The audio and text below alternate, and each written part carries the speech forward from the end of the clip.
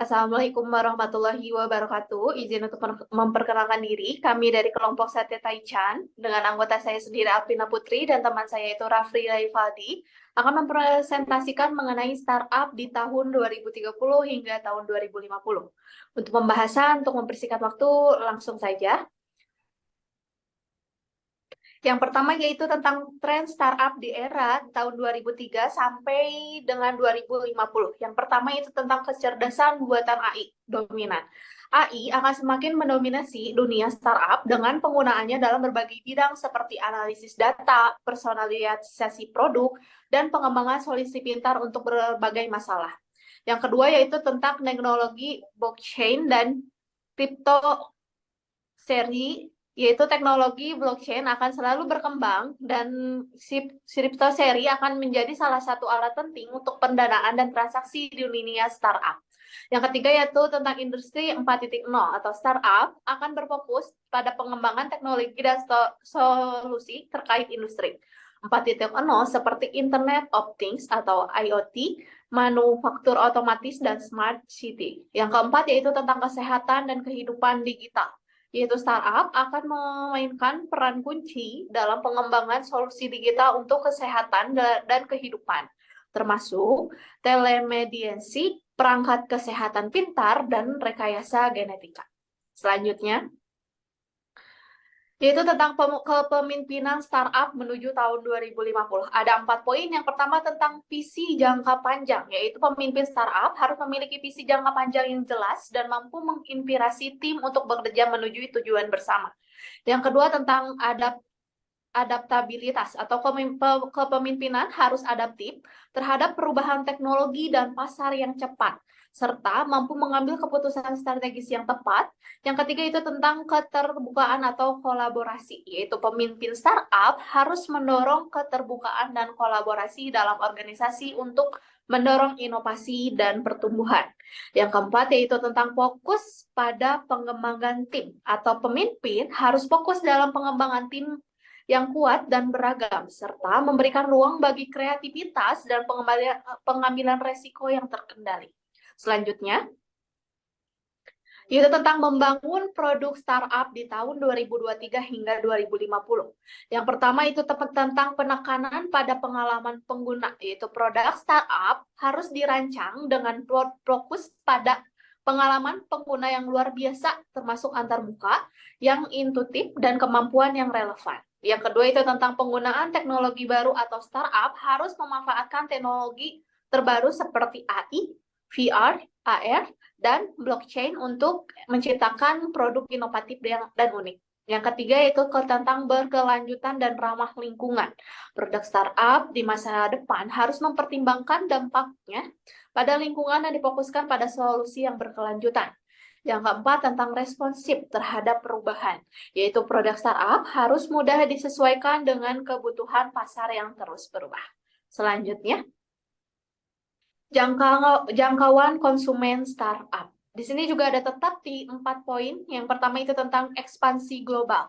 Startup akan mencari peluang untuk ekspansi global dengan memanfaatkan konektivitas yang semakin meningkat di seluruh dunia. Yang kedua tentang personalisasi dan segmentasi, yaitu startup lebih mengutamakan personalisasi produk dan pemasaran serta menggunakan analisis data untuk memahami dan menyasar segmen konsumen dengan lebih tepat. Yang ketiga yaitu penggunaan platform digital atau startup akan memanfaatkan platform digital seperti media sosial dan pasar online untuk mencapai audiens yang lebih luas. Yang keempat tentang kemitraan dan analisis, yaitu startup akan membentuk kemitraan dan analisis dengan perusahaan besar untuk mendapatkan akses ke pasar dan pengalaman yang lebih besar. Untuk selanjutnya akan dilanjutkan oleh rekan saya yaitu Rafli Raifaldi. Dipersilahkan. Baik, terima kasih atas kesempatannya. Untuk selanjutnya ada pendanaan startup ya. Di sini juga ada 4 poin, yaitu yang pertama ada investasi modal ventura. Yaitu modal ventura akan tetap menjadi sumber utama pendanaan untuk startup dengan fokus pada sektor-sektor yang menjanjikan pertumbuhan tinggi. Lalu selanjutnya ada crowdfunding, yaitu model pendanaan seperti crowdfunding akan terus berkembang, memberikan kesempatan bagi startup untuk menjalankan dana dari massa.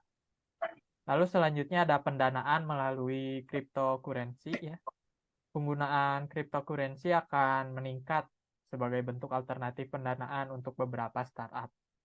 Lalu yang terakhir ada corporate venture capital, yaitu perusahaan besar akan semakin berinvestasi dalam startup melalui unit modal Ventura mereka untuk mendapatkan akses ke inovasi dan teknologi yang terbaru. Untuk selanjutnya ada rekrutmen membangun perusahaan di tahun 2050 ya. Ini juga sama, ada 4 poin. Yang pertama ada keterampilan yang fleksibel. Rekrutmen akan lebih fokus pada mencari individu dengan keterampilan yang fleksibel, mampu belajar dan beradaptasi dengan cepat terhadap perubahan teknologi. Lalu selanjutnya ada pemikiran yang inovatif. Perusahaan akan mencari orang-orang dengan pemikiran inovatif, kreatif, dan mampu berpikir di luar batasan konvensional. Lalu selanjutnya ada pengalaman pengguna dan desain.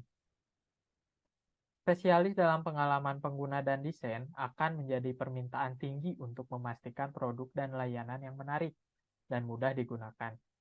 Yang terakhir ada kepemimpinan yang visioner.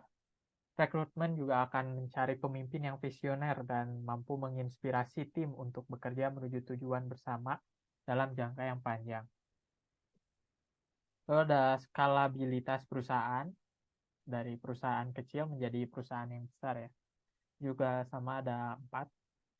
Yang pertama, model bisnis yang dapat diskalakan.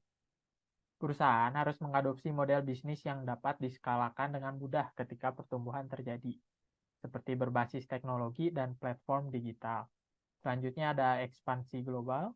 Perusahaan harus mencari peluang ekspansi di pasar global untuk meningkatkan basis pelanggan dan pangsa pasar. Lalu selanjutnya ada kemitraan strategis. Jadi kemitraan dengan perusahaan besar dan saling menguntungkan dapat membantu perusahaan kecil memperluas jangkauan dan akses ke sumber daya yang baru. Dan yang terakhir ada pemimpin yang adaptif. Pemimpin perusahaan harus adaptif dan memiliki visi jangka panjang untuk mengatasi tantangan skala dan pertumbuhan yang cepat. Tapi penting untuk diingat bahwa perkembangan dan tren di industri startup dapat berubah dengan cepat, terutama dalam jangka waktu yang panjang seperti 2030 sampai 2050 ya. Oleh karena itu, penting bagi para pelaku industri untuk selalu beradaptasi dan mengikuti perkembangan terkini dalam menciptakan keberhasilan dalam dunia startup. Ya, sekian presentasi dari kelompok kami. Terima kasih atas waktunya. Wassalamualaikum warahmatullahi wabarakatuh.